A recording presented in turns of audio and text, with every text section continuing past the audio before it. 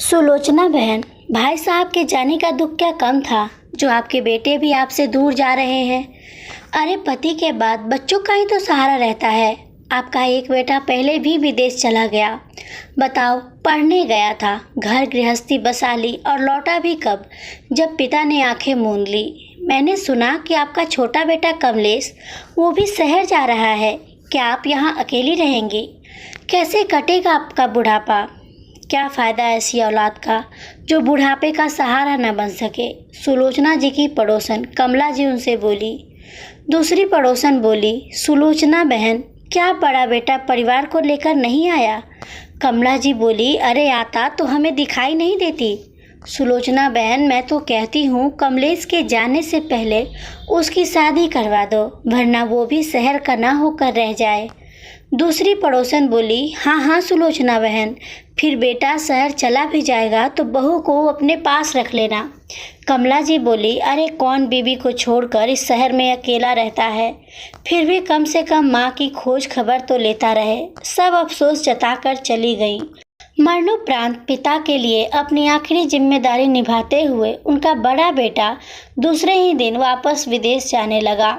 माँ ने कितनी मिन्नतें की, बेटा पहले तुम्हारे बाबा थे, पर अब मैं यहाँ अकेले कैसे रहूँगी, मुझे अकेला छोड़कर मत जाओ। बेटे ने अपने परिवार और अपने काम की दुहाई दी और पीछे मुड़कर भी नहीं देखा और चला गया। सुलोचना जी तो पहले ही उससे संतोष कर चुकी थी, पर जब वो अपने पिता के क्रियाक्रम में आया तो माँ को एक आस लगी जो उसने बेरहमी से तोड़ दी।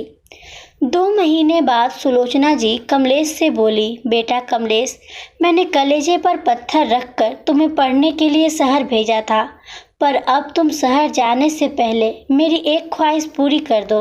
कमलेश बोला, हाँ माँ बताइए क्या करना है। सुलोचना जी बोली, मैं चाहती हूँ तुम शादी कर लो, ऐसा ना हो कि अपने भाई की तरह तुम भी। कमलेश अपने भाई के व्यवहार के कारण अपनी माँ को और दुख नहीं देना चाहता था। उसने माँ की पसंद की लड़की सुनैना से शादी कर ली। करीब 15 दिन बाद कमलेश बोला, माँ अब मुझे शहर जाना होगा, वरना ये नौकरी मेरे हाथ से चली जाएगी। आप चिंता मत कीजिए, मैं आपके खर्चे के लिए वहाँ से मनी ऑर्डर भेजता रहूँगा। पहले एक बार अपनी गृहस्थी बसा लो, फिर आपको भी वहाँ बुलवा लूँगा। सुलोचना जी बोली, तो क्या बहू भी तुम्हारे साथ चली जाएगी? कमलेश बोला, हाँ अब वहाँ ये नहीं जाएगी तो मेरे लिए रोटी कौन बनाएगा? शहर का खाना भी बहुत महंगा हो जाता है, तो इसे तो मेरे साथ जाना ही होगा। बेटे के सुख में उन्होंने अपना सुख देखा और बेटे बहू को नम आंखों से विदा कर दिया। समय बीता, सुलोचना जी अकेली पुरानी यादों को याद करके मुस्कुराती और आंखों से आंसू बहा लेती। कमलेश बीच बीच में चिट्ठियां भेजता रहता और कुछ पैसे मनी ऑर्डर कर देता था, पर बड़ा बेटा तो जो गया तो अभी तक खोज खबर भी ना ली। सुलोचना जी के 2 बेटे, एक रमेश दूसरा कमलेश। रमेश तो पिता से लड़ झगड़ कर खूब मोटी रकम लेकर पढ़ने के लिए शहर गया और फिर शहर से ही विदेश चला गया, जिसके गम में उसके पिता भोला बाबू ने बिस्तर पकड़ लिया। दूसरे बेटे कमलेश को सुलोचना जी ने शहर पढ़ने के लिए भेज दिया। अब तो बस कमलेश का ही सहारा था, वो भी अब शहर चला गया। समय बीता, सुनैना भी अपने घर गृहस्थी को संभालने लगी। बीच बीच में वो सास से मिलने आती रहती। 2 साल बाद सुनैना ने खुशखबरी दी, किसी के ना रहने से जिंदगी रुकती नहीं है, तो सुलोचना जी की जिंदगी भी चलती गई। एक वक्त था जब भरा पूरा परिवार था। आज सुलोचना जी उस घर में अकेली रहती थी। समय बीता, रमेश जिस देश में रहता था वहाँ मंदी का दौर छाया। तब रमेश को अपने देश की याद आई। माँ से अपने अधिकार और बंटवारे की मांग करने लगा। इस बात का पता कमलेश को लगा। वो आया और बोला, आप ऐसा कैसे कर सकते हैं?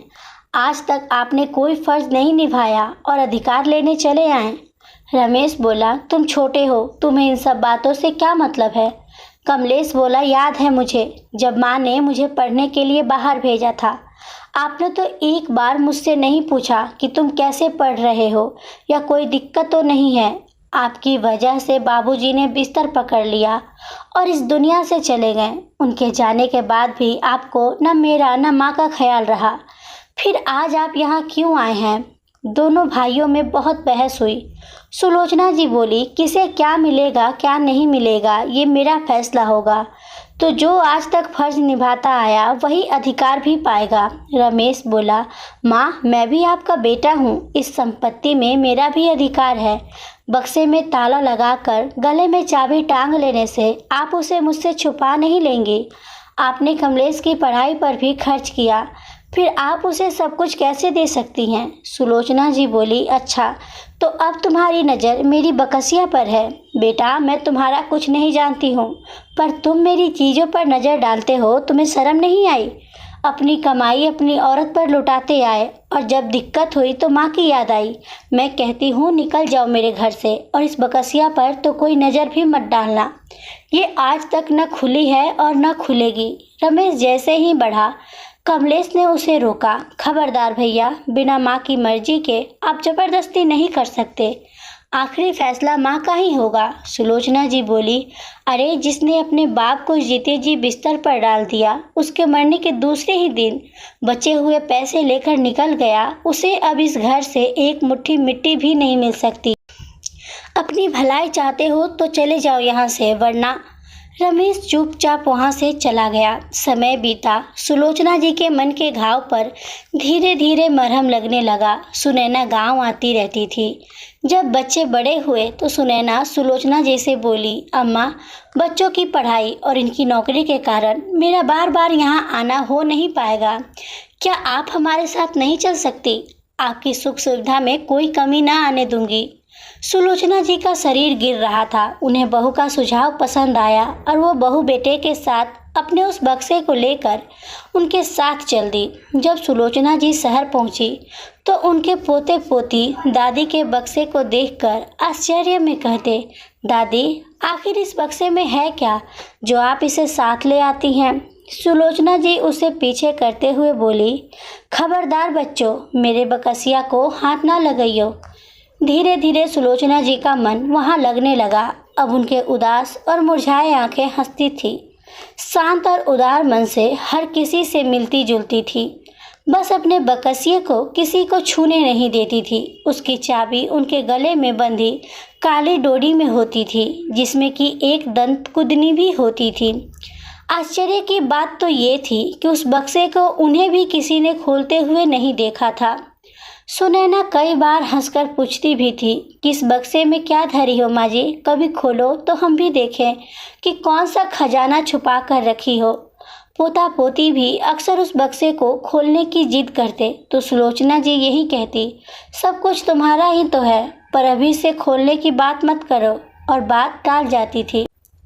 समय बीता। एक रोज सुलोचना जी की तबीयत ठीक नहीं लग रही थी और वो भोला बाबू को बहुत याद करके बहू से बोली, बहू एक बात कहूँ, अपने बच्चों को ऐसे संस्कार देना कि बुढ़ापे में कभी तुम्हारे साथ वो दगा ना करे। अपने कलेजे के टुकड़े के लिए आज भी दर्द महसूस करती हूँ। अपने खून से जिसे सींचा था उसे कैसे भूल जाऊँ। सुनैना बोली, माँ जी मैं आपके दर्द को समझ सकती हूँ कि आपको जेठ जी की याद आती है। सुलोचना जी बोली, बहू मैंने तो अपनी ममता में कोई कमी ना की, पर वो अपनी माँ को कैसे भूल गया। आज मैं सवेरे सोना चाहती हूँ, मुझे खाने के लिए मत जगाना। इतना कहकर वो अपने कमरे में चली गई और ना जाने कब सो गई। कमलेश आया, माँ को पूछा तो सुनैना बोली, माँ जी ने कहा था वो सोना चाहती हैं, रात के खाने पर उन्हें जगाया ना जाए। कमलेश बोला, ऐसे कैसे माँ बिना खाए सोने चली गई? माँ, ओ माँ, चलो मेरे साथ एक ही रोटी खा लो। लगता है आज तुम्हें सबने परेशान किया, तभी तो बक्से को पकड़कर सोई हो।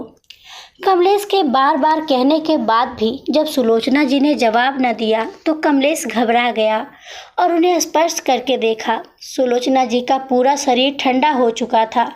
कमलेश ने सुनैना को आवाज़ लगाया। सुनैना भाग कर देखने आई तो सुलोचना जी के चेहरे पर एक संतोष का भाव था, मानो वह निश्चिंत होकर अगली यात्रा पर निकल रही थी। सुलोचना जी के शरीर को उनके पैतृक गांव ले जाया गया। वहां विधि विधान के अनुसार उन्हें तैयार किया और उनके गले से वो काली डोरी और वो चाबी निकाली गई। क्रियाक्रम समाप्त होने के बाद जब सब वापस आए तो कमलेश ने वो काली डोरी से चाबी निकाली। सुनैना बोली, बाकी के काम बाद में करना, पहले बक्सा खोलो और हमें दिखाओ कि इसमें कौन सा खजाना है। जैसे ही बक्सा खुलने लगा बच्चे आसपास खड़े हो गए। अरे ये क्या? पुरानी पोस्ट कार्ड, पुराने मनी ऑर्डर की रसीद और ये धुंधली होती चिट्ठियाँ। इनमें से कुछ चिट्ठियों में स्याही भी फैली हुई थी, मानो किसी के आंसू ने उन्हें फैला दिया हो। ये सब आखिर किसकी चिट्ठियां हैं और इसे माँ जी बक्से में क्यों रखती थी? सुनैना ने पूछा। कमलेश के हाथ कांप रहे थे, आंखों से आंसू रुकने का नाम नहीं ले रहे थे, मानो वो उन चिट्ठियों को पहचानता था। और क्यों नहीं पहचाने, क्योंकि वो सभी चिट्ठियां कमलेश ने माँ को लिखी थी। सुनैना कमलेश को झकझोरते हुए बोली, आप कुछ बताते क्यों नहीं हैं? ये किसकी चिट्ठियां और पोस्ट कार्ड है? आखिर बात क्या है? आप रो क्यों रहे हैं?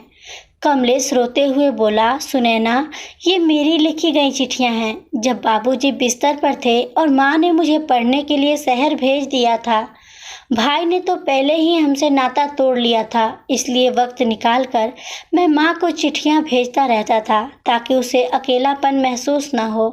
कॉलेज के दिनों में मैं ट्यूशन पढ़ाकर माँ के लिए कुछ पैसे मनी ऑर्डर करता था, ये उसी की रसीद है। स्कूल से लेकर कॉलेज तक की पूरी पढ़ाई के दौरान जितनी भी चिट्ठियाँ मैंने माँ को लिखी थी वो सब माँ ने आज तक संभाल कर रखी थी।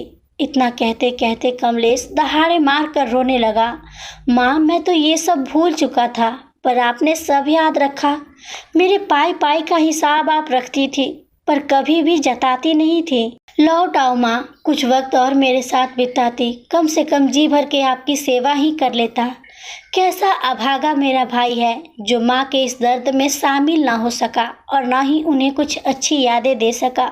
सुनैना की भी आंखें भीग गई। आज उसे एहसास हुआ कि उसकी सास उसके लिए यादों का खजाना, जो किसी भी संपत्ति से कम नहीं था, वो छोड़ गई।